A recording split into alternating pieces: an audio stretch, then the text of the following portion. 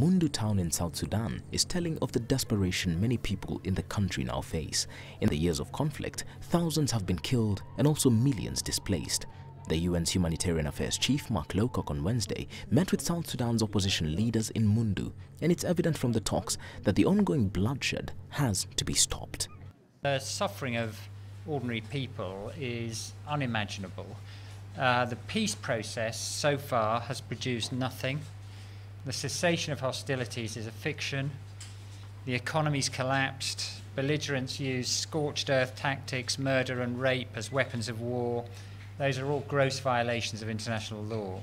7 million people now need humanitarian assistance, and things are simply getting worse. We want the peace negotiations to put the interests of the people of South Sudan first.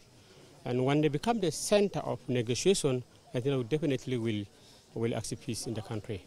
Operating in remote and dangerous locations, humanitarian groups are working harder to save lives.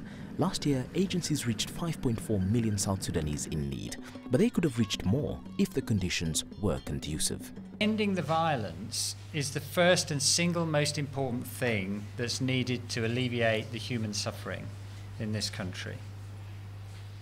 But not only has the violence increased, but humanitarian agencies are increasingly impeded from saving lives by the restrictions of the operating environment. And what we need is rapid, safe, unhindered access to all people in need.